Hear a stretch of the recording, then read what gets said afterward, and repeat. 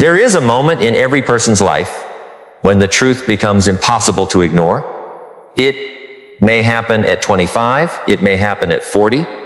It may happen when you look at your bank account, your calendar, your relationships, your health, your confidence, and suddenly realize something uncomfortable. Your life is not being shaped by what you want. It is being shaped by what you repeatedly do. And that realization can hurt, because most people spend years blaming circumstances. They blame the economy, they blame their parents, they blame their boss, they blame their childhood. They blame the people who disappointed them. They blame bad luck. They blame a lack of opportunity. They blame the fact that somebody else got the chance they wanted. But there comes a point where you have to stop asking, why didn't life give me more? And start asking a much harder question, what skills have I failed to develop? Because life doesn't simply reward desire. Life rewards ability.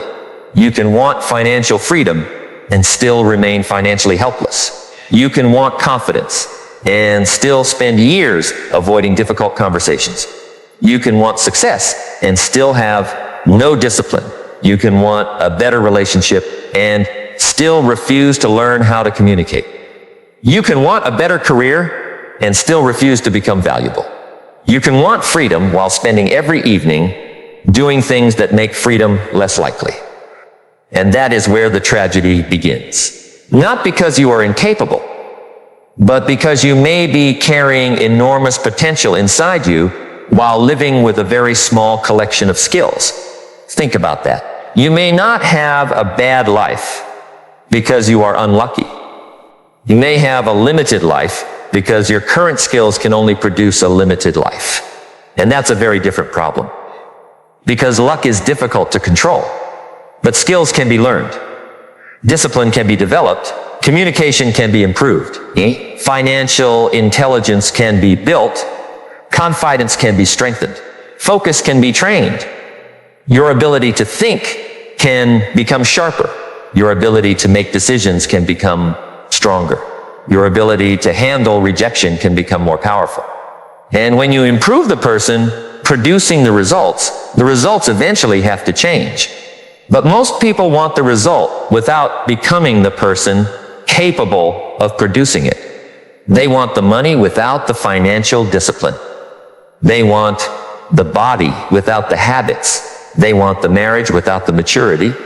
They want respect without responsibility. They want confidence without courage. They want freedom without self-control. And life doesn't work that way. Let me ask you something. What if the biggest obstacle between you and the life you want isn't outside you? What if it is a skill you haven't mastered yet? What if the problem isn't that nobody believes in you? What if you haven't learned to believe in yourself through evidence? Because real confidence isn't something you simply repeat in the mirror. Real confidence is accumulated. You keep promises to yourself. You face something you were afraid to face. You learn something difficult. You fail and recover. You become more competent. You make a decision and live with it. You wake up when you said you would. You finish what you said you would finish. You stop negotiating with every uncomfortable feeling. And little by little, something changes. You begin to trust yourself. That's confidence, not noise. Not arrogance. Not pretending you have no fear. Confidence is knowing that even when fear appears, you can still move. And maybe you've been waiting for confidence before taking action. But perhaps action is what creates confidence. That is one of the first contradictions you must understand. You don't always feel ready before you begin. Sometimes you become ready because you begin. There was once a young man who wanted to change his life. He had a job he hated, debt that kept growing, a mind full of ideas, and a habit of postponing almost everything. Every Sunday night, he promised himself that Monday would be different. Monday came, he was tired. Tuesday came, he was busy. Wednesday came, something unexpected happened. Thursday came, he needed a break. Friday came, he told himself he deserved to relax. Saturday disappeared, Sunday night arrived, and there he was again, making another promise. He wasn't stupid. That was the strange part. He could see exactly what was wrong. He could explain what he needed to do. He watched motivational videos. He read books. He wrote goals. He made plans. He even bought a notebook specifically for changing his life. But his life didn't change. Why? Because information had become a substitute for transformation. He knew, but he didn't do. And there is a dangerous distance between knowing and doing. A person can know everything about discipline and still be undisciplined. A person can know everything about money and still be broke. A person can know everything about fitness and still be unhealthy. A person can know everything about relationships and still be lonely. Knowledge matters, but applied knowledge changes lives. You don't get paid for what you know. You get rewarded for the value you can consistently create with what you know. And that's where the conversation becomes much deeper. Because if you want a different life, you cannot simply collect more information. You have to become more capable. You have to develop skills that make you useful. You have to become the kind of person who can solve problems. And the world has an interesting way of rewarding problem solvers. If you can solve a small problem, you may receive a small reward. If you can solve a bigger problem, you can receive a bigger reward. If you can solve problems for thousands of people, your value can multiply. But before you can solve bigger problems for the world, you must learn to solve smaller problems within yourself.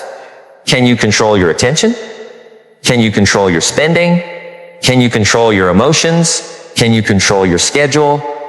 Can you control your impulses? Can you communicate clearly? Can you learn consistently? Can you finish what you start? Because if you cannot manage yourself, success becomes dangerous. Give an undisciplined person more money, and you don't necessarily give them freedom. You may simply give them more expensive ways to remain undisciplined, give an unfocused person more time, and they may waste more of it. Give an insecure person more attention, and they may become more dependent upon approval. Give an impulsive person more opportunities, and they may create more problems. So perhaps the first question isn't, how can I get more? Perhaps it is, who must I become to handle more? Sit with that question, because it changes everything. Imagine your life 3 years from now. Don't imagine the fantasy version. Imagine the realistic version. If you continue waking up whenever you feel like waking up, if you continue spending without tracking, if you continue scrolling every time you feel bored, if you continue avoiding difficult conversations, if you continue saying yes when you mean no, if you continue allowing fear to make your decisions, if you continue starting things and abandoning them, if you continue surrounding yourself with people who normalize your excuses, where are you likely to be? Not where you hope to be, where your current patterns are taking you. That distinction is enormous. Your goals tell you where you want to go. Your habits reveal where you're actually going. And the future has a memory, not a literal memory, a mathematical one. Every repeated decision leaves a consequence. $1 spent carelessly doesn't destroy your future. One evening wasted doesn't destroy your future. One skipped workout doesn't destroy your future. One missed opportunity doesn't destroy your future. One excuse doesn't destroy your future. But repeated. That is where the danger lives. Small choices become patterns. Past become habits. Habits become character. Character influences decisions. Decisions create circumstances. And circumstances eventually look like destiny.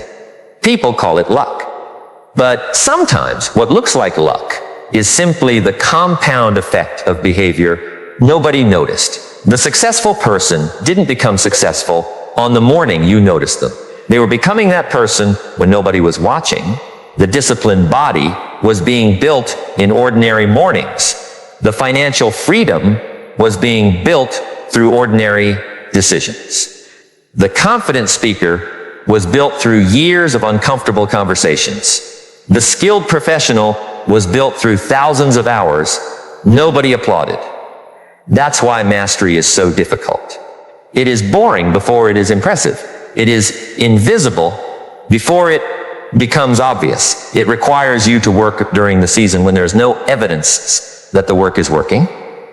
And that is where many people quit.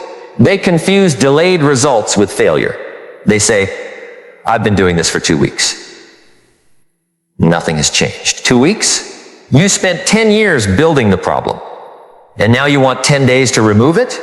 Think about how unreasonable that is. You didn't become distracted in one afternoon. You trained your attention to scatter. You didn't become financially careless in one transaction. You practiced financial carelessness repeatedly. You didn't suddenly lose confidence. You collected experiences that taught you to doubt yourself. And if the problem was accumulated, the solution may also need accumulation. This is why patience isn't passive. Patience is disciplined persistence. You keep planting even when the tree isn't visible. You keep practicing even when nobody notices. You keep learning even when the first attempts are embarrassing. You keep showing up while your old identity is still arguing with your new behavior. And that last part matters. Because sometimes the biggest battle isn't with the task. It's with the identity attached to the task. You say, I'm not disciplined. Then every difficult moment becomes proof. You say, I'm bad with money. Then every financial decision carries that identity. You say, I'm not a confident person. Then you avoid situations where confidence could have been developed. You say, I'm just lazy. And eventually, laziness becomes part of your story. But what if the story is wrong? What if you aren't lazy? What if you are untrained? What if you aren't incapable? What if you are inexperienced? What if you aren't destined to struggle? What if you simply haven't developed the necessary skills yet? That doesn't remove responsibility, it increases it. Because if the problem is permanent, you have an excuse. If the problem is a skill gap, you have work to do. And work is good news, because skills can grow. Let me tell you about another kind of person. A woman spent years believing she wasn't intelligent enough to advance in her career. Whenever a difficult opportunity appeared, she stepped backward. Someone else volunteered. Someone else presented. Someone else negotiated. Someone else took the leadership role. She told herself, they're more naturally confident. But one day she had a realization. She didn't lack intelligence. She lacked practice. So she began practicing. She spoke once during meetings, then twice. She learned to present. She studied her field. She asked better questions. She stopped apologizing every time she expressed an opinion. At first, nothing magical happened. She was uncomfortable. Her voice shook. She made mistakes. But she kept going. Months later, people began responding differently. Not because the universe suddenly decided to favor her, because she had become different. Her competence became visible. Her confidence followed. And eventually, her identity caught up. This is how transformation often happens. Behavior first, evidence second, entity third, not always, but often. You don't wait to feel like a disciplined person.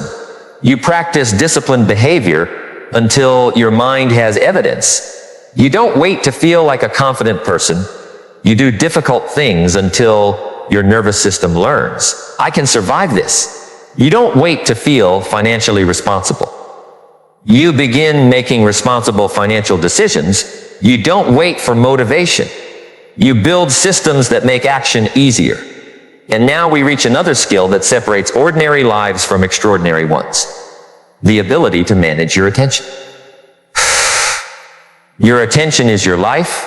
Where your attention goes, your time goes. Where your time goes, your energy goes. Where your energy goes, your results eventually go. And yet millions of people give their attention away for free. A notification, a short video, an argument, someone else's opinion, a piece of gossip, a headline, a comparison, a message, another message, another distraction. And at the end of the day, they say, I don't have time. Maybe you don't have a time problem. Maybe you have an attention problem because you had 24 hours. So did the person who accomplished something meaningful today. The difference may not have been the number of hours. It may have been the number of hours that remained undivided. Can you sit with one difficult problem for an hour without escaping?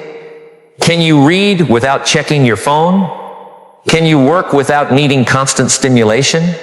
Can you have a conversation without mentally preparing your next response? Can you be bored without immediately reaching for entertainment? These are modern forms of discipline, and they matter because a distracted mind becomes a fragmented life. You begin 10 things, finish none. You have 20 ideas, develop none. You consume hundreds of opinions, develop no philosophy of your own. You hear advice constantly, but you don't practice enough of it to transform. The skill isn't merely knowing how to focus. The skill is knowing what deserves your focus, because not everything important is urgent. And not everything urgent is important. A person can spend an entire day answering messages and accomplish nothing meaningful. Another person can spend 2 uninterrupted hours developing a skill that changes their income for the next 10 years. That is leverage. And if you don't understand leverage, you will keep trading time for survival. You will work harder, but not necessarily better. You will become exhausted, but not necessarily more valuable. So learn to ask, what activity, if repeated consistently, would make the biggest difference? Then protect it, because your future is being built by what receives your best attention.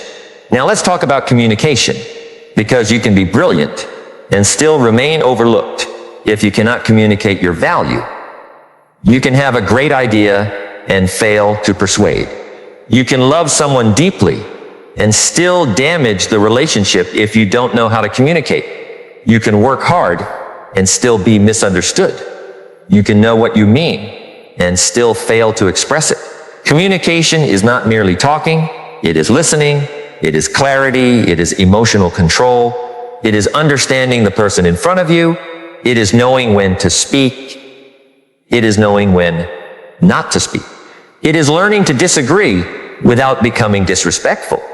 It is learning to ask questions. It is learning to tell the truth without using truth as a weapon. And here's something most people don't realize. People don't only respond to your words. They respond to the person behind your words. If you're desperate for approval, people can feel it. If you're angry, they can feel it. If you're insecure, they can often feel it. If you're genuinely confident, calm, prepared, and respectful, they feel that too. That is why self-development isn't cosmetic. You're not merely trying to sound better. You're becoming better. And becoming better changes how you communicate. It changes how you negotiate. It changes how you handle rejection. It changes how you enter a room. It changes how you respond when someone says no. Rejection is another skill. Yes, a skill. Because many people treat rejection like a verdict. Someone says no, and they hear, you are not enough.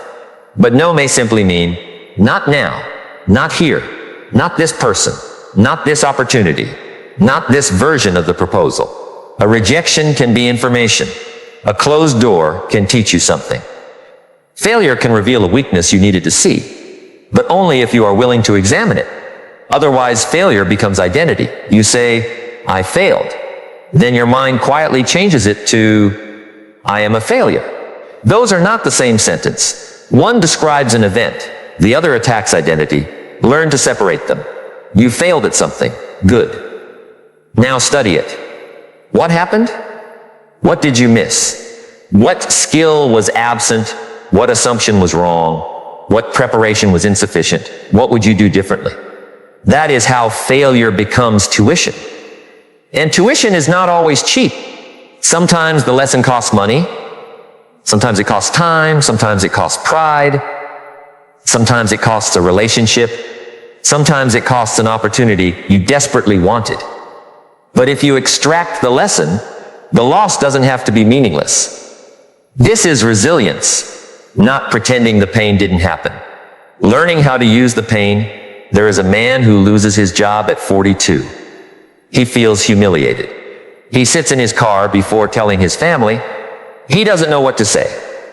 For 20 years, he believed his job was proof that he was successful. Now the job is gone. And suddenly he has to confront a frightening question. Who am I without the title? That's deeper than unemployment. That's identity. He spends weeks feeling lost. Then something changes. He begins learning. He takes a course. He contacts people he hasn't spoken to in years. He practices a skill he had neglected. He discovers that he had spent 20 years becoming dependable but not adaptable. That realization hurts, but it also frees him because now he knows what to build. A year later, he isn't simply employed again. He is more capable, more adaptable, more confident. He didn't get his old life back. He built a new one. And sometimes that's what life is asking from you, not to restore the old version, to develop the next version. But development requires sacrifice.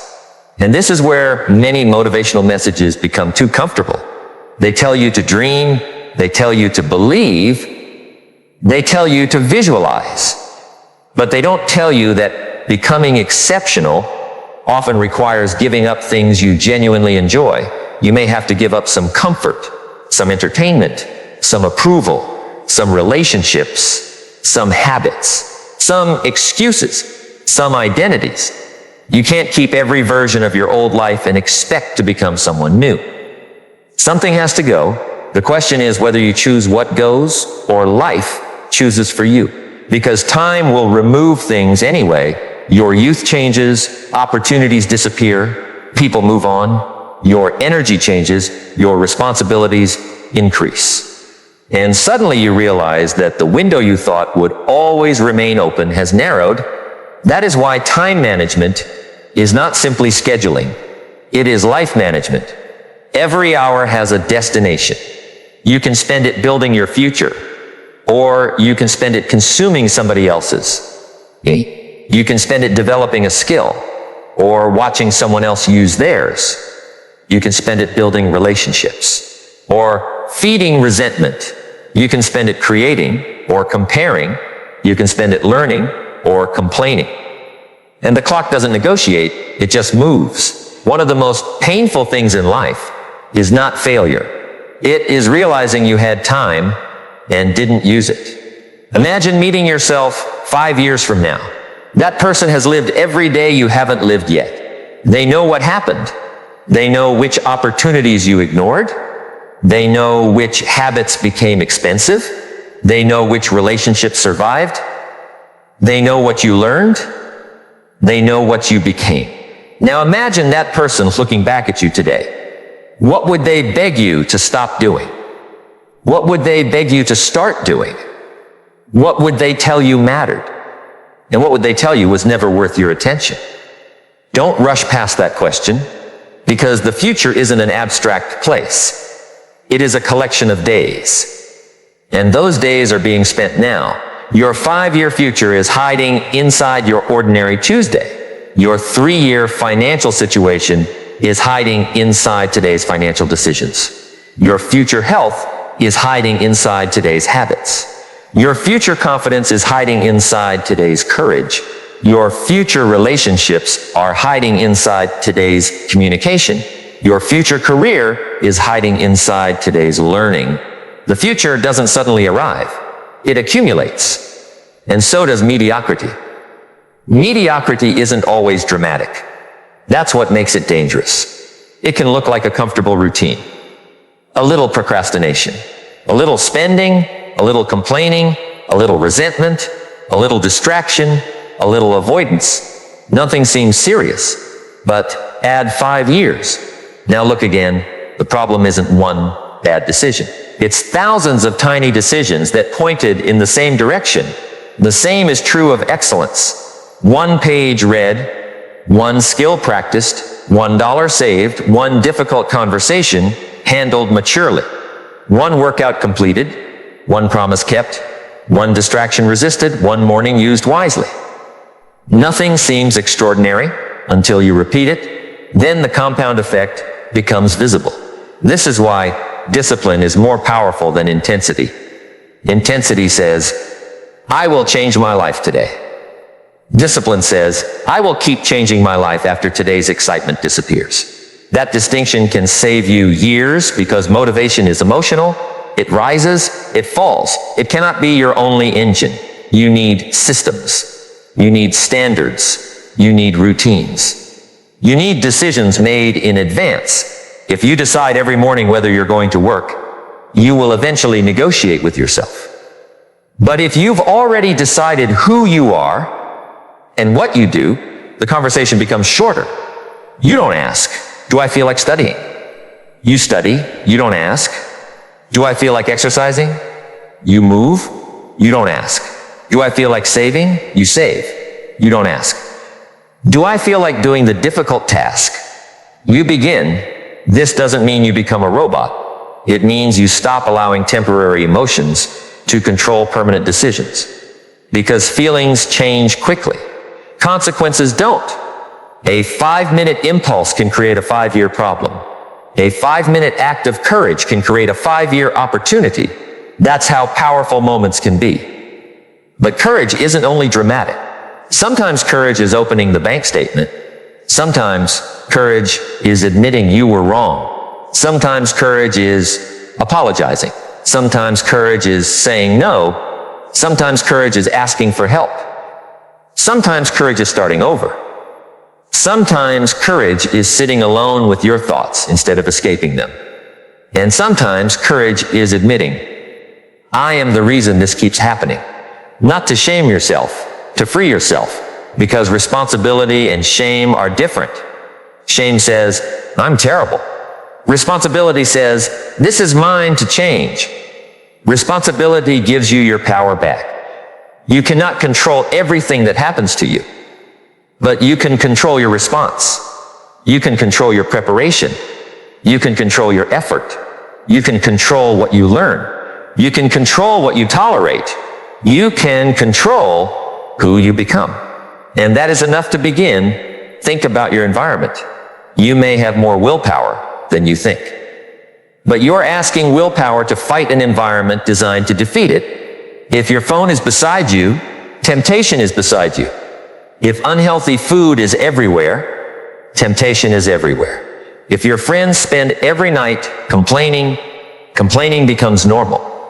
If everyone around you avoids responsibility, responsibility begins to feel unusual. Environment is powerful because human beings adapt. We adapt to standards. We adapt to expectations. We adapt to language. We adapt to routines. Eventually, what once seemed unacceptable becomes ordinary. That's why you must examine what you've normalized. Have you normalized being late? Have you normalized debt? Have you normalized negative thinking? Have you normalized disrespect? Have you normalized clutter? Have you normalized broken promises to yourself? Yes. Have you normalized giving your best energy to entertainment and your leftovers to your dreams? Be careful, because normal is not always healthy. Sometimes the first sign of transformation is that your old environment starts feeling uncomfortable. You begin wanting different conversations, different books, different goals, different standards, different people. And that can be lonely. There is a season where growth feels like isolation, not because you hate people, because you're no longer comfortable pretending. You can't laugh at the same excuses. You can't participate in the same gossip. You can't waste every weekend and still tell yourself you're serious about your future. Something changes. And when something changes inside you, certain relationships may have to change around you. That doesn't mean becoming arrogant. It means becoming intentional.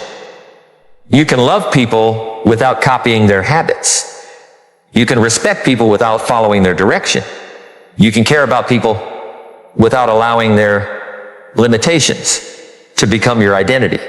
because your life is your responsibility, not your friends, not your neighbors, not your coworkers, yours. And eventually you have to decide what your standards are, not your moods. Your standards, a mood says, I don't feel like it. A standard says, this is what I do. A mood says, maybe tomorrow. A standard says, I said I would. A mood says, it's too hard. A standard says, then I'll learn. A mood says, they don't appreciate me. A standard says, I will still do excellent work. This is self-respect. And self-respect is not saying nice things to yourself. It is treating your own word as valuable. Every time you break a promise to yourself, something subtle happens. You teach your mind, my words don't matter. But every time you keep a promise, even a small one, you teach yourself, I can trust me. That is why small commitments matter. Wake up when you said you would, finish the page, make the call, save the money, do the workout, tell the truth, complete the task. Not because each action is life-changing by itself, because each action is a vote for the person you're becoming. And eventually the votes add up. You begin to see yourself differently. I am someone who follows through. I am someone who learns. I am someone who handles discomfort. I am someone who can be trusted. I am someone who doesn't quit because something is difficult. That's identity.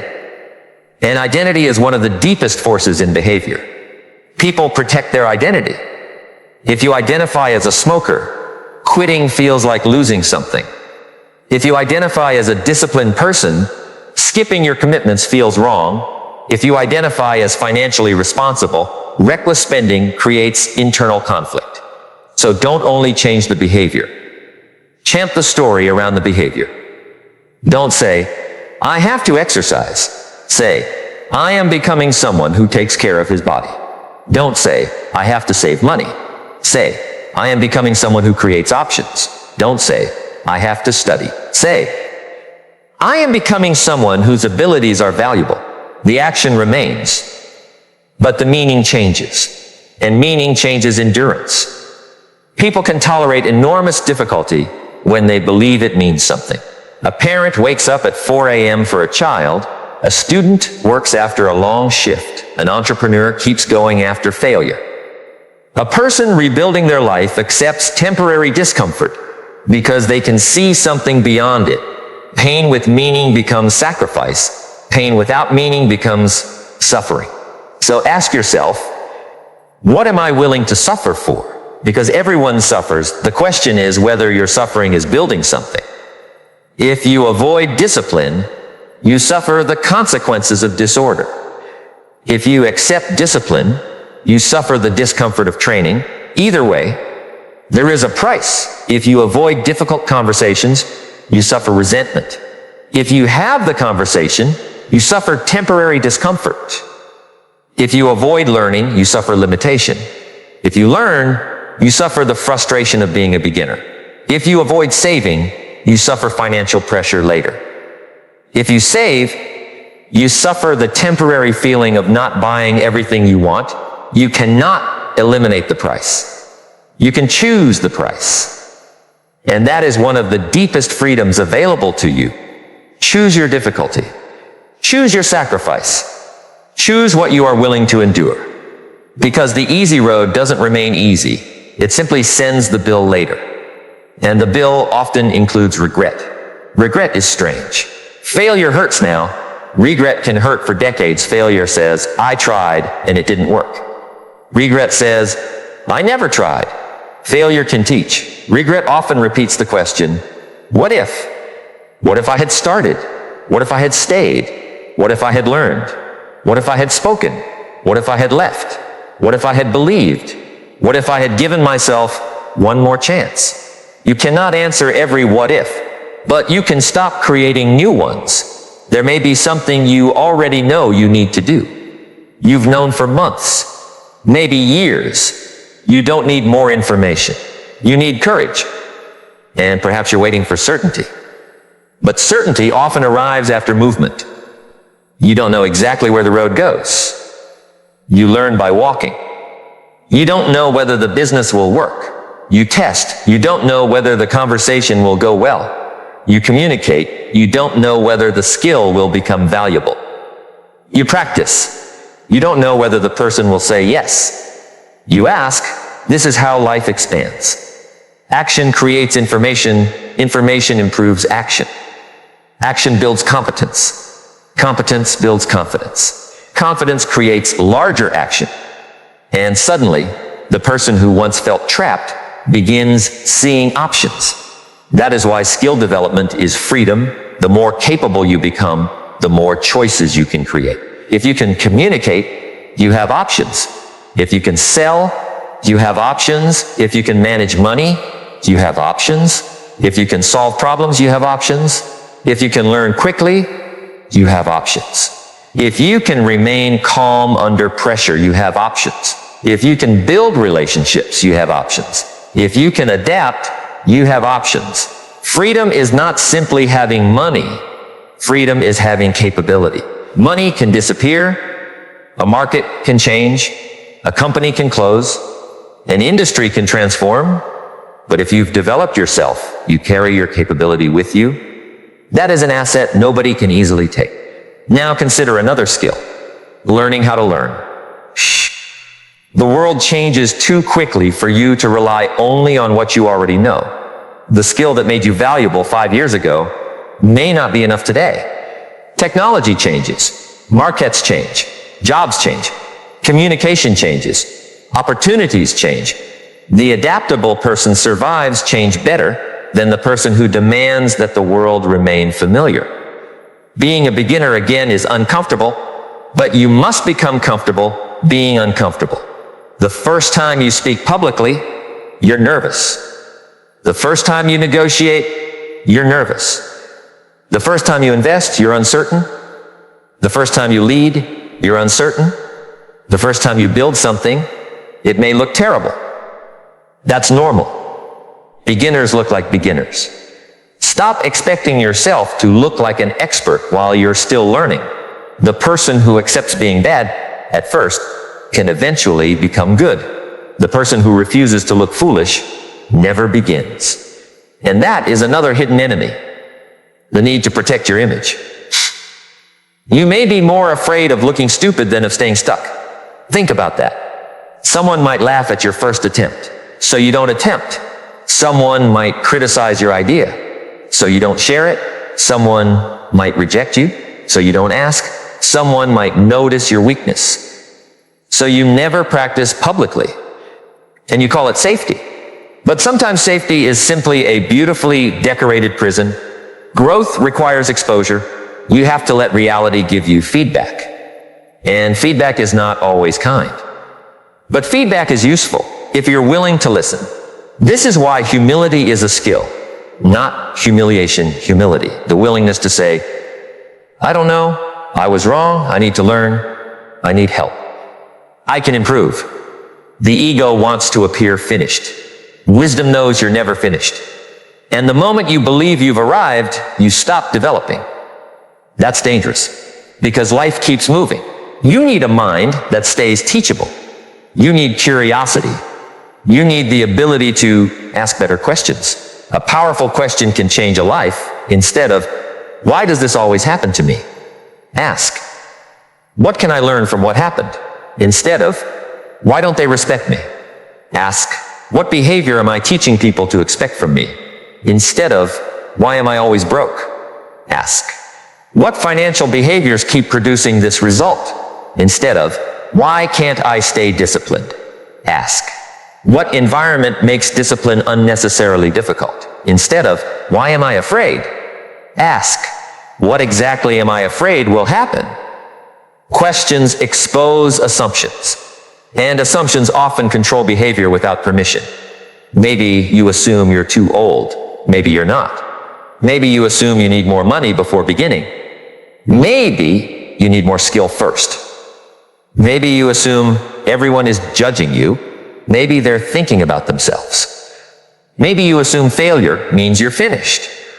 Maybe failure is the beginning of better information. The quality of your questions influences the quality of your life. Now think about money.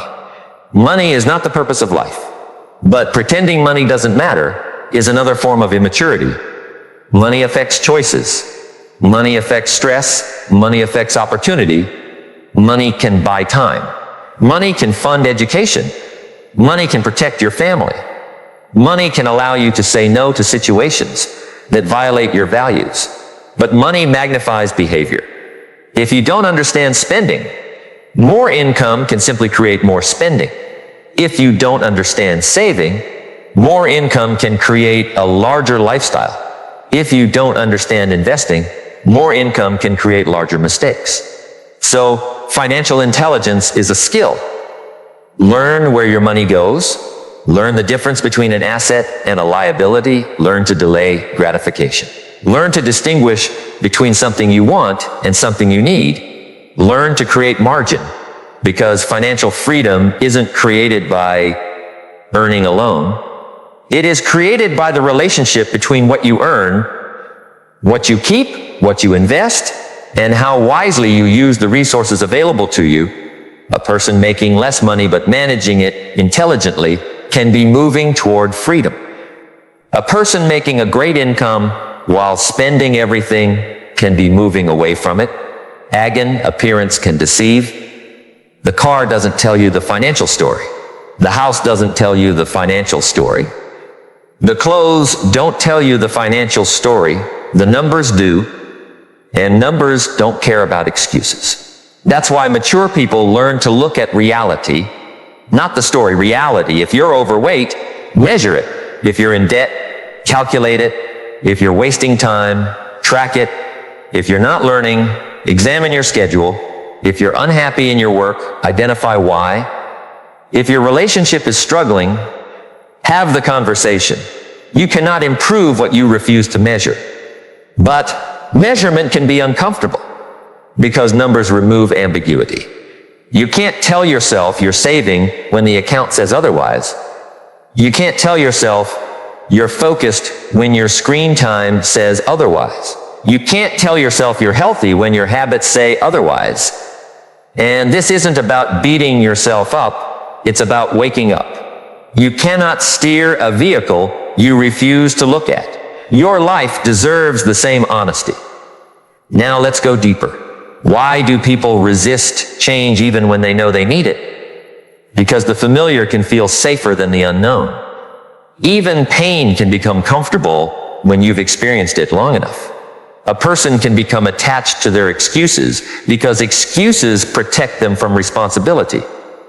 If it's always someone else's fault, you never have to risk changing, but responsibility is terrifying at first, and then it becomes liberating because the moment you say, "This is my life," you also gain the ability to say, "I can influence what happens next." Maybe not everything, but something. Always something. You can change one habit, one conversation, 1 hour, one decision, one skill, one boundary, one expense, one morning, one thought. And sometimes one small change becomes the hinge on which an entire life turns. Don't underestimate small beginnings. A person doesn't become financially secure by suddenly becoming wealthy. They begin by becoming financially conscious. A person doesn't become disciplined by transforming overnight. They begin by keeping one promise. A person doesn't become confident by eliminating fear. They begin by acting while afraid. A person doesn't become wise by knowing every answer. They become wise by asking better questions and learning from consequences. And perhaps this is why ordinary skills become extraordinary when practiced consistently. The world celebrates outcomes, but life is built through processes. People see the athlete. They don't see the repetitions. They see the entrepreneur. They don't see the failed attempts. They see the speaker. They don't see the years of practice. They see the confident person. They don't see the battles with self-doubt. Never compare your behind the scenes with somebody else's highlight reel. You're seeing the harvest. You don't see the planting. You don't see the waiting. You don't see the storms. You don't see the failed crops. You don't see the mornings. when they didn't want to continue. And this comparison can destroy your momentum because you think you're behind. Behind whom? There is no universal timeline. Your job is not to become somebody else. Your job is to become more capable than the person you were yesterday. That is enough. If today you are slightly more disciplined than yesterday, that's progress. If you understand money better than yesterday, that's progress. If you communicated more honestly, that's progress. If you controlled an impulse, that's progress. If you learned something difficult, that's progress. But progress needs direction. You don't want to become excellent at the wrong things. You can become highly productive and still be moving toward the wrong destination. So you need values. What matters? What kind of person do you want to be? What do you want your life to stand for? What are you unwilling to sacrifice? What are you willing to sacrifice? Because success without values can become another form of failure. You can gain money and lose yourself. You can gain recognition and lose peace. You can gain followers and lose privacy. You can gain status and lose relationships. You can become impressive to strangers and disappointing to the people who love you. So don't only ask, how successful can I become? Ask, what kind of success is worth becoming? That question protects you. And it brings us back to the deepest meaning of skill. A skill is not simply something you can do. A skill is a way of expanding what is possible. Learning to communicate expands what you can build with other people. Learning discipline expands what you can accomplish. Learning financial intelligence expands your choices. Learning emotional control expands your relationships. Learning to think expands your decisions. Learning to focus expands your productivity. Learning resilience expands how many times you can begin again. And learning to learn expands almost everything. That is why personal development is not selfish. When you become better, you have more to give. A stronger person can support others. A wiser person can guide others. A financially stable person can help family. A disciplined person can become an example. A calm person can bring stability into chaos. A skilled person can create value. Your development doesn't stop with you. It travels. And now I want you to imagine something difficult. Imagine that nothing changes. Not dramatically. Just continue. Same habits, same distractions, same excuses, same spending, same conversations, same fears, same routine. 1 year passes, then another, then another. You wake up one morning and realize you've been repeating the same year. The calendar changed. You didn't. How would that feel? Now imagine the opposite. Imagine you spend the next 3 years deliberately developing yourself. You become financially wiser. You become physically stronger. You become emotionally calmer.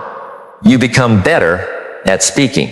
You become more disciplined. You read, you practice, you build, you save, you learn, you fail, you adjust, you keep going. And 3 years later, someone who knew you today might say, you've changed. And you would say, yes. But the change didn't happen in one day. It happened in hundreds of ordinary days. That's the secret people overlook. Transformation looks sudden from the outside. From the inside, it is usually repetitive. And repetition can be boring. But boring done consistently becomes extraordinary. You don't need a new life every morning. You need a better direction. You need better standards. You need better skills. And you need the patience to let them compound. There will be days when you feel powerful. Use them.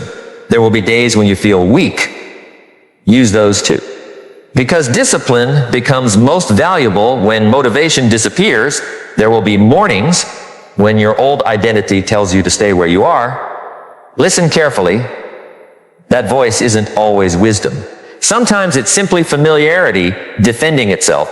The old you wants the old routine because the old routine is known. The new you has no evidence yet. That's why the beginning feels uncertain. You are building evidence. Every time you act differently, you create a small piece of evidence. I can do difficult things. I can delay gratification. I can learn. I can recover. I can change. And eventually the evidence becomes stronger than the old story. That's when something remarkable happens. You stop needing to convince yourself.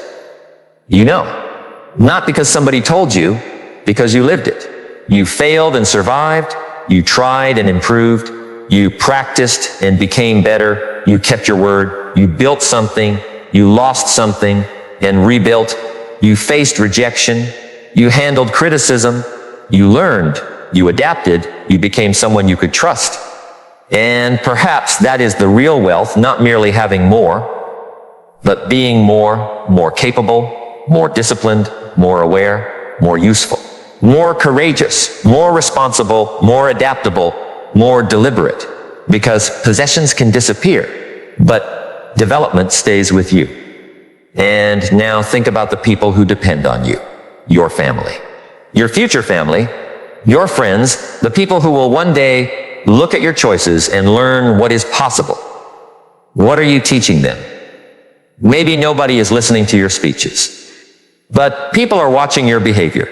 Your children, if you have them, may learn more from your habits than your advice. Your coworkers learn your standards. Your friends learn what you tolerate. Your partner learns how you handle difficulty. Your future self learns from today's decisions. You are always teaching. The question is, what are you teaching? Are you teaching that discomfort should be avoided? Or that discomfort can be handled? Are you teaching that money disappears? Or that money can be managed? Are you teaching that failure is shameful? Or that failure is information? Are you teaching that dreams are fantasies? Or that dreams become real through disciplined action? You don't need to be perfect. You need to be intentional. Because perfection can become another excuse. I'll start when everything is organized. No, start while it is messy. I'll learn when I have more time. No, learn inside the time you have. I'll exercise when life calms down. Life may never completely calm down. I'll change when I feel motivated. Motivation may arrive after you begin. This is where maturity begins. You stop waiting for ideal conditions. You start working with reality. And reality says, you will be tired sometimes. You will be afraid. You will be rejected. You will make mistakes. People will misunderstand you. Some opportunities will disappear. Some plans will fail. Some people will leave. You will lose money. You will lose time. You will have bad days. And still, you can develop. Still, you can learn. Still, you can choose. Still, you can begin again. That is resilience, not a life without storms. A person who knows how to keep building during the storm. There is another skill I want you to examine: decision-making. Indecision can quietly consume a life. You keep waiting, you compare, you ask everyone, you imagine every possible outcome. You want certainty. And while you wait for certainty, time makes the decision for you. Not deciding is also a decision. You need to learn when to think deeply and when to move. Some decisions deserve research. Some decisions need courage. Some decisions need speed. Wisdom is knowing the difference. And once you decide, don't keep reopening the decision every time you feel uncomfortable. You chose.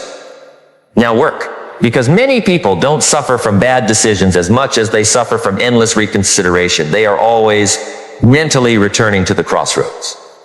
What if? What if? What if? At some point, you have to walk. And if the path turns out to be wrong, you adjust.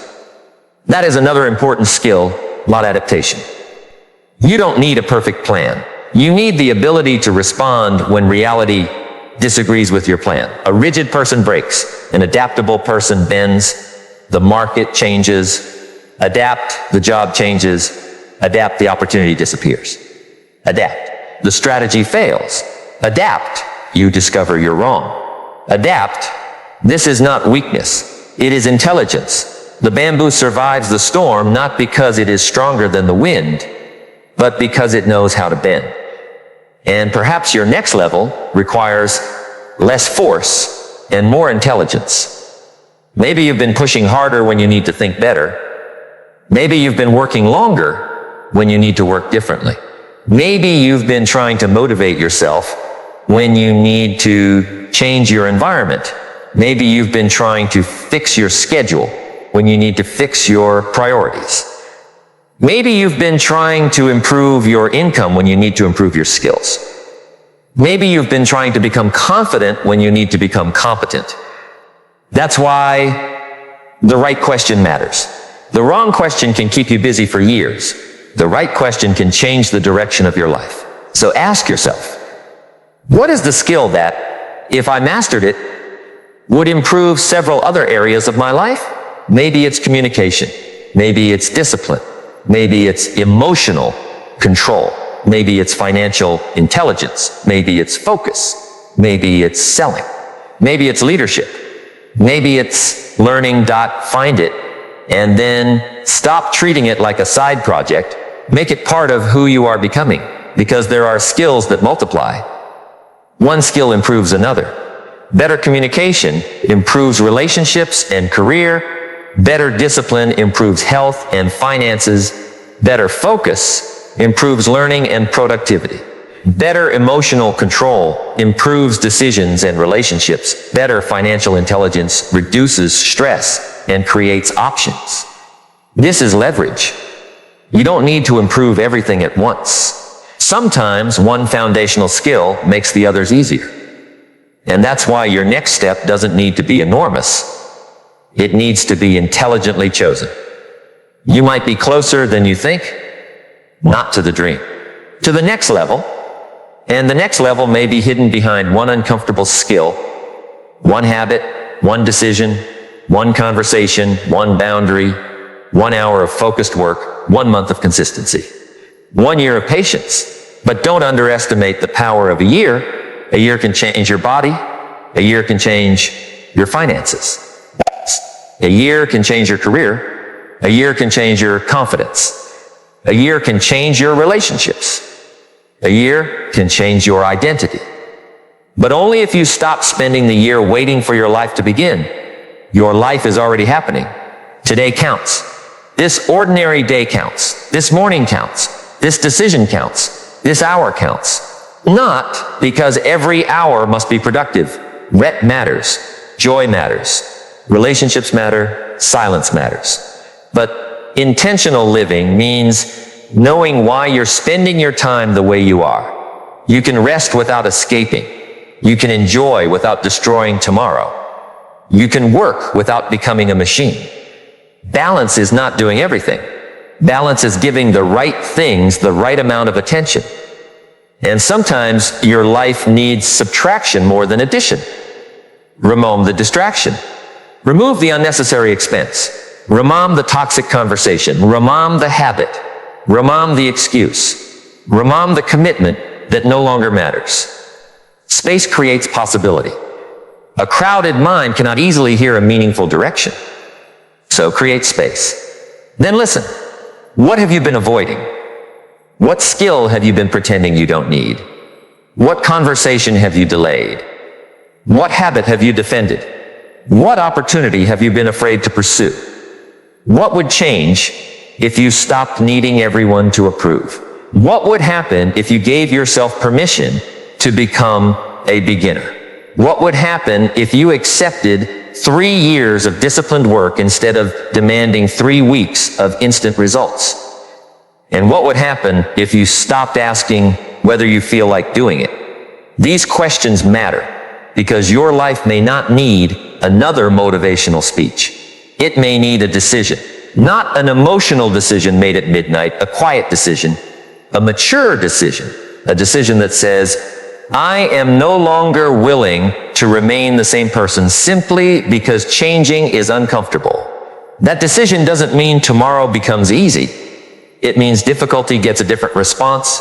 You still feel fear. You move. You still feel tired. You rest, then continue. You still fail.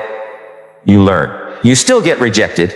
You adjust. You still have bad days. You don't turn one bad day into a bad decade. That is the difference. A weak moment doesn't have to become a weak identity. A mistake doesn't have to become a lifestyle. A failure doesn't have to become a future. You can interrupt the pattern at any point. That's one of the most beautiful things about human beings. You can wake up, you can notice, you can decide, you can learn, you can change. But you must participate. Nobody can develop your discipline for you. Nobody can think your thoughts for you. Nobody can manage your money for you. Nobody can have your difficult conversation for you. Nobody can build your confidence for you. People can help. Mentors can guide. Teachers can teach. Friends can encourage. But eventually your hands must touch the work. And perhaps that is why some people spend years collecting advice. They are waiting for advice to do something only action can do. Advice can point, it cannot walk. Knowledge can illuminate, it cannot practice. A mentor can show the door. You must walk through it. And once you understand that, you stop looking for somebody to rescue you from your own potential. You stop asking, who will change my life? And you begin asking, what can I change today? That's a much more powerful question. Because it puts the steering wheel back in your hands. Maybe your life has been difficult. That deserves acknowledgement. Maybe people have hurt you. Maybe opportunities were unfair. Maybe you started with less. Maybe you were misunderstood. Maybe you were rejected. Maybe you failed. Maybe you made terrible decisions. All of that can be true. And you can still choose what happens next. You don't have to deny the past. You have to stop allowing the past to write every future chapter. Your history explains you. It doesn't have to imprison you. You are allowed to become someone your past did not predict. You are allowed to surprise yourself. You are allowed to become disciplined after years of inconsistency. You are allowed to become financially wise after years of mistakes. You are allowed to become confident after years of insecurity. You are allowed to become peaceful after years of chaos. You are allowed to start again, but starting again doesn't mean making another emotional promise. It means building evidence one day, then another, one decision, then another, one skill, then another. And eventually something begins to happen. The person who once needed motivation starts becoming self-directed. The person who once needed approval starts trusting their values. The person who once feared failure starts using it. The person who once wasted time starts protecting it. The person who once complained about opportunity starts creating value. The person who once asked for a better life starts becoming capable of building one. And that transformation can become almost invisible while it's happening, until one day someone asks, what happened to you? And the answer isn't one event. It was every day you thought didn't matter. Every morning you got up, every book you read, every dollar you didn't waste, every difficult conversation you had. Every time you put the phone down, every time you practiced, every rejection you survived, every excuse you refused, every promise you kept, every time you began again. That is the compound effect of character. And character is what remains when motivation disappears. You can fake confidence for a day. You cannot fake character for years. You can pretend to be disciplined for a week. Eventually, reality exposes you. You can talk about ambition, but your calendar tells the truth. You can talk about financial freedom. Your spending tells the truth. You can talk about health. Your habits tell the truth. You can talk about priorities. Your attention tells the truth. This isn't meant to condemn you. It is meant to wake you up, because truth is useful. And perhaps you've been waiting for a sign. Maybe this is not a sign telling you everything will become easy. Maybe the sign is simply this, asterisk. You have more responsibility for your future than you have been acting like you do. Shh. And that is not bad news. That is power. Because if your future were completely outside your control, there would be nothing you could do. But it isn't. There are things you can learn, things you can change, things you can practice, things you can stop, things you can start, things you can protect, things you can build, and perhaps the person you become over the next 5 years will be determined by which of those things you take seriously. Imagine yourself 5 years from now, not the fantasy. The consequence, you wake up in that life. Look around. Who is there? What do you know? What can you do? What does your body feel like? What does your bank account look like? What kind of conversations do you have? How do you respond to pressure? How do you spend your evenings? What standards have become normal? Now ask, did today's version of you build that person?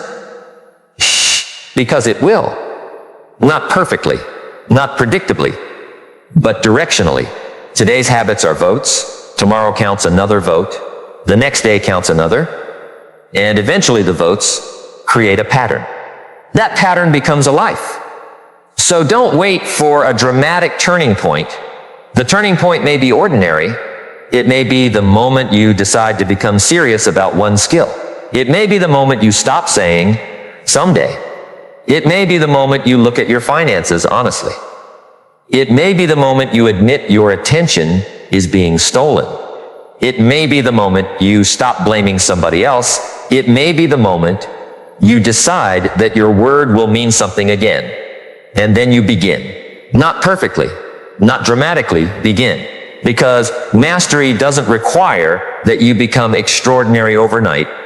It requires that you remain committed long enough for ordinary actions to become extraordinary results. And there will be moments when you doubt yourself, expect them. There will be moments when you wonder whether it's worth it, expect them. There will be moments when nobody notices, expect them. There will be moments when another person seems to pass you, expect them. There will be moments when the results arrive slowly, expect them. The question isn't whether those moments will come. The question is, asterisk, who will you be when they do? Will you quit because the reward is delayed? Or will you remember that roots grow before branches become visible? Will you return to the old identity because it is comfortable? Or will you continue collecting evidence for the new one? Will you choose short-term relief or long-term freedom? Will you protect your excuses or your future? Because every day, in small ways, you are answering those questions. And maybe the greatest danger isn't that you fail. Maybe the greatest danger is that you become comfortable with less than you're capable of. Comfortable enough to stop asking questions. Comfortable enough to stop learning. Comfortable enough to stop challenging yourself. Comfortable enough to call limitation realism. Comfortable enough to watch your potential become a memory. That's a different kind of failure. It doesn't make noise. Nobody announces it. There is no ceremony.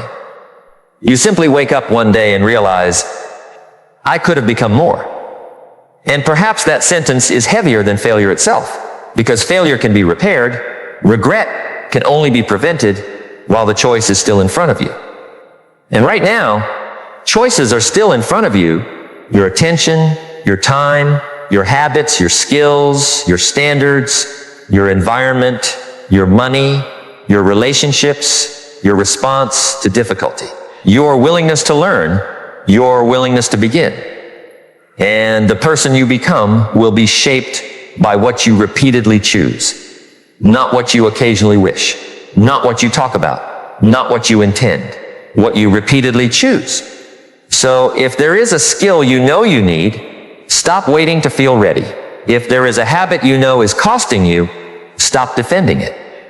If there is a conversation you know you need to have, stop rehearsing every possible outcome. If there is something worth learning, become a beginner. If there is something worth building, accept the boring days. If there is something worth becoming, understand that the old you may resist the process. And when resistance appears, don't panic. Resistance doesn't necessarily mean you're on the wrong path. Sometimes resistance is simply the old pattern losing control.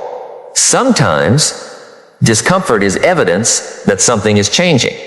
And that is where the real work begins. Not when you're inspired. Not when everything feels possible.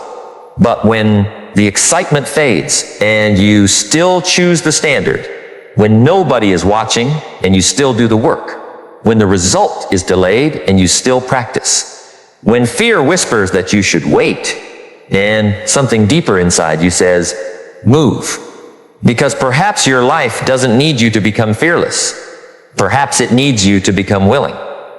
Willing to learn, willing to fail, willing to be uncomfortable, willing to be misunderstood, willing to start small, willing to stay patient, willing to become a beginner, willing to outgrow an identity that no longer serves you, willing to exchange temporary comfort for permanent capability.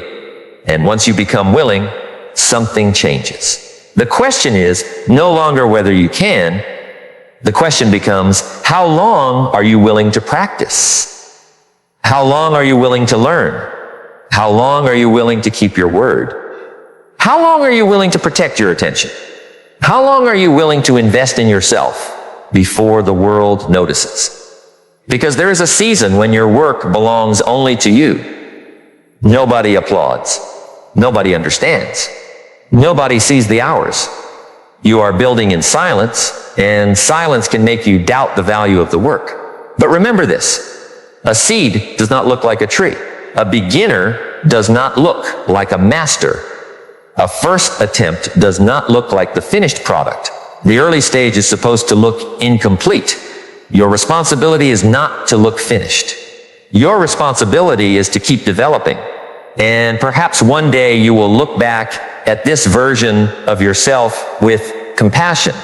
Not because you were perfect, because you kept going. You will remember the confusion, the uncertainty, the mistakes, the days you wanted to quit, the moments you thought you were behind. And you'll realize something that you couldn't see at the time. You weren't being punished by the process. You were being shaped by it. The discipline was shaping you. The rejection was shaping you. The failure was shaping you. The waiting was shaping you. The learning was shaping you. The responsibility was shaping you. And perhaps the life you wanted was never simply waiting for you at the end of the road. Perhaps the road was designed to develop the person capable of carrying it. So don't only chase the destination, pay attention to who the journey is requiring you to become. Because maybe the skill you are trying to master is not merely a skill. Maybe it is becoming the kind of person who can be trusted with greater responsibility, greater freedom, greater opportunity, greater influence, greater wealth, greater love, greater difficulty. And that brings you to another question. If tomorrow suddenly gave you everything you say you want, would you be ready? Would you know how to manage it? Would you know how to protect it? Would you know how to grow it? Would you know how to remain humble? Would you know how to make decisions under pressure? Would you know how to handle people? Would you know how to handle yourself? Because sometimes the delay isn't denial. Sometimes the delay is preparation. Sometimes you are asking for a larger life, while life is asking you to develop a larger capacity. And perhaps that is why your next breakthrough may not come from getting more. It may come from becoming more. More skilled, more disciplined, more thoughtful, more resilient, more focused, more courageous, more responsible, more capable. And when capability grows, possibility grows with it. That's the part most people miss. They keep asking for a bigger opportunity. But opportunity without ability can become disaster. So develop the ability. Then when the opportunity comes, you are ready. Develop the mind, develop the character, develop the skills, develop the habits, develop the judgment, develop the patience. Because life has a way of testing whether you are ready for what you requested. And when that test arrives, you don't want to discover that you only wanted the reward. You want to discover that you became the person capable of carrying it. So look again at your life, not with shame, with honesty. Where are you strong? Where are you weak? What skill is missing? What habit is costing you? What conversation are you avoiding?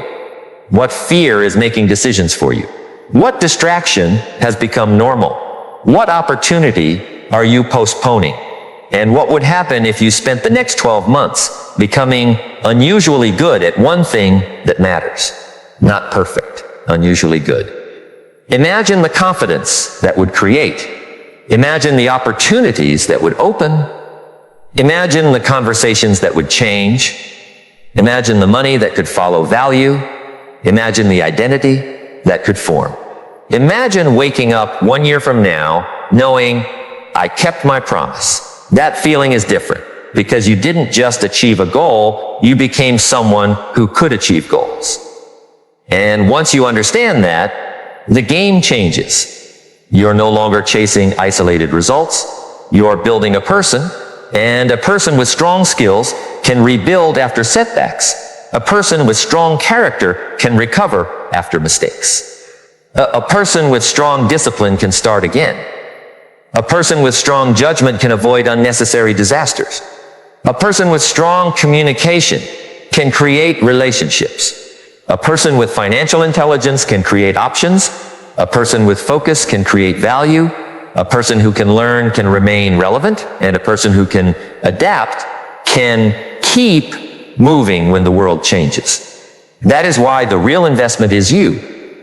Not the version of you that exists today, the version that can exist after years of deliberate development.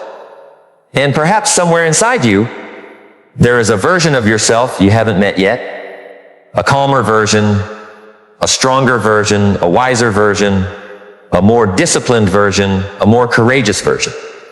A version that doesn't need to be chased by motivation, a version that doesn't need permission, a version that doesn't collapse when someone says no.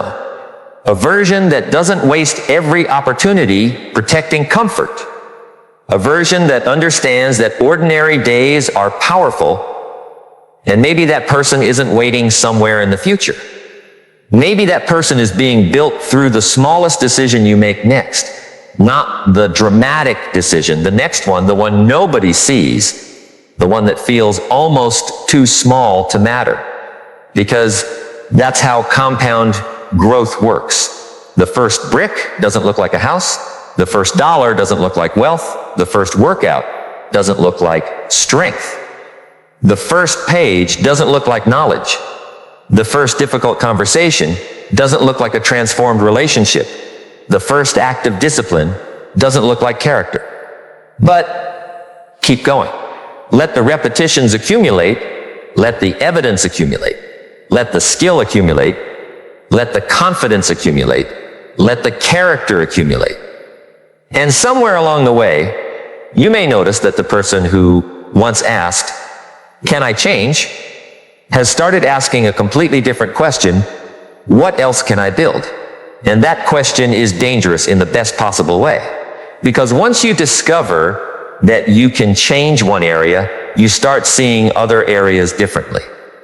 Once you learn discipline in one place, you can carry it somewhere else. Once you learn courage in one conversation, you can carry it into another. Once you learn financial discipline, you start seeing choices differently.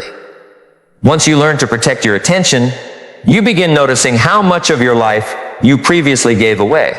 And suddenly the ordinary becomes visible. The wasted hour, the unnecessary purchase, the negative thought, the postponed call, the ignored opportunity, the habit you keep defending. You see them. And seeing is powerful because you cannot change what you refuse to notice. So notice, not to criticize yourself, to wake yourself up. There is still time, but time is not infinite. There are things you can postpone, and there are things you cannot. You can postpone learning, but eventually the consequences arrive. You can postpone saving, but eventually the emergency arrives. You can postpone health, but eventually the body speaks. You can postpone relationships, but eventually distance becomes normal. You can postpone courage, but eventually opportunities disappear. And that is why urgency matters. Not panic, urgency. A calm understanding that your days are limited and therefore valuable. You don't need to rush your life. You need to stop wasting it unconsciously There is a difference. Achieve deliberately. Learn patiently. Build consistently. And when you fall, get curious. Ask, what is this trying to teach me? When you succeed, stay humble. Ask, how can I sustain this? When you're confused, ask, what skill am I missing? When you're afraid, ask, what would courage look like in the next 10 minutes? Not forever, 10 minutes. Sometimes the future is too large to face. So face the next 10 minutes. Do the next right thing, then the next, then the next.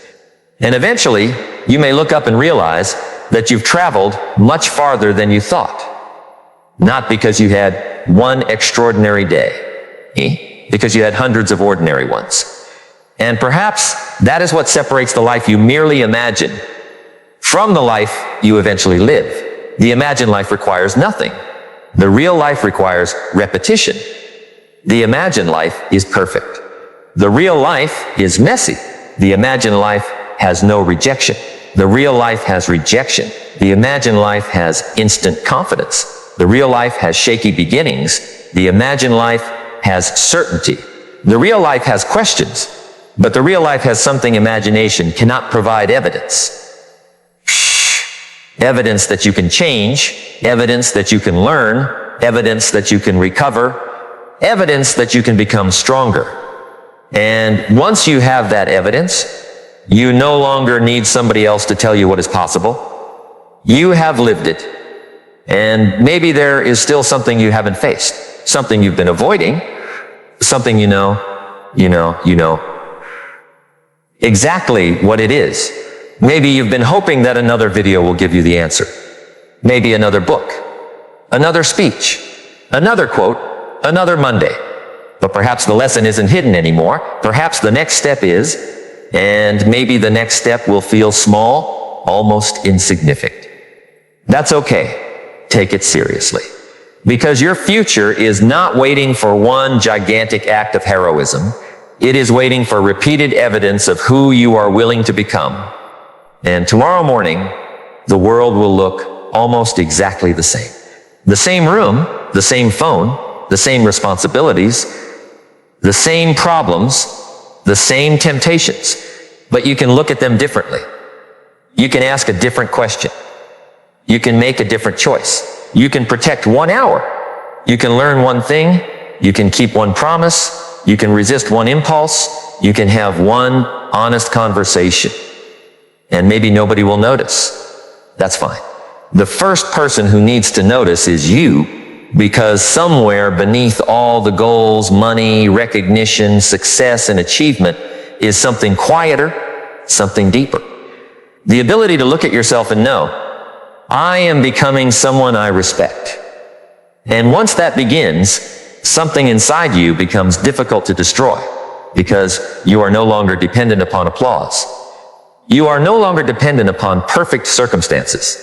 You are no longer dependent upon feeling motivated. You have standards, you have skills, you have evidence, you have experience, you have scars, you have lessons, and you have another day. And another day is more powerful than it sounds, because another day means another opportunity to practice, another opportunity to choose, another opportunity to build, another opportunity to become slightly more capable. And perhaps the person you become won't be created by one giant decision at all. Perhaps it will be created quietly in the mornings nobody sees, in the evenings when nobody applauds, in the choices that seem too small to matter, in the moments when the old habit calls your name, in the moments when fear tells you to wait, in the moments when comfort offers you an easy escape. And somewhere inside you, almost quietly, another voice asks, what would happen if you didn't? What would happen if you didn't quit? What would happen if you didn't spend it? What would happen if you didn't scroll? What would happen if you didn't accept the excuse? What would happen if you didn't return to the old identity? What would happen if you kept learning? What would happen if you stayed with the discomfort long enough to become good at it? What would happen if you gave yourself 1 year, 3 years, 5? Not 5 years of wishing, 5 years of deliberate development, 5 years of learning skills, 5 years of protecting attention, 5 years of disciplined decisions, 5 years of building character, 5 years of becoming more useful, 5 years of becoming more capable. And perhaps when you imagine that person, you realize something uncomfortable. The distance between you and that person isn't measured only in years, it's measured in decisions, and one of those decisions is waiting for you perhaps sooner than you think.